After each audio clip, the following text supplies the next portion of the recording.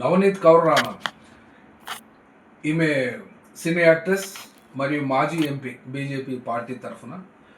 కానీ ఈమె ఏమంటుంది ముస్లిమ్స్ గురించి భారతదేశంలో అంటే, భారతదేశాన్ని పాకిస్తాన్గా తయారు చేస్తున్నారు అంటే అదే రకంగా అంటే తానే చెప్తున్నది.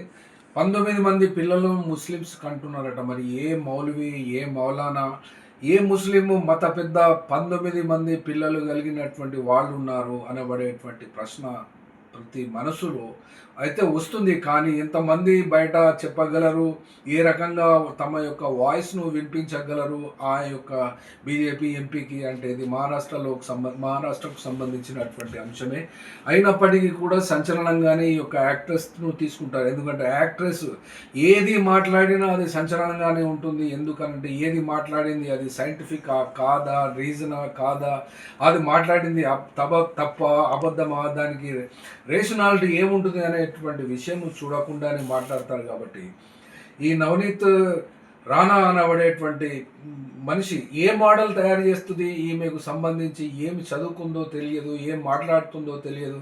ఇప్పుడు 19 మంది పిల్లల్ని కన్నటువంటి ముస్లిమ్స్ ఎన్ని కుటుంబాలు ఉన్నాయి, అసలు ఆ ఒక్క కుటుంబమైనా ఉందా అనబడేటువంటి ప్రశ్న ఇక్కడ వస్తుంది. కాబట్టి మాట్లాడేటప్పుడు ఎవరి మాట అయితే ప్రజలు వింటున్నారో ఆ యొక్క సోయి లేకుండానే మాట్లాడుతున్నట్టుగా ఇక్కడ కనబడుతున్నది. కాబట్టి ఆమె మాటల్లోనే ఆమె హిందీలో చెప్తుందో ఏమో మీరు వినవచ్చు ఇక్కడ. तो मैं सभी हिंदुओं को आग्रह करूंगी कि ये 19 बच्चे पैदा कर रहे हैं, तो हम किमान 3 से 4 बच्चे ये हिंदुस्तान में हम सब हिंदू भाइयों ने, बहनों ने, हमने करना चाहिए।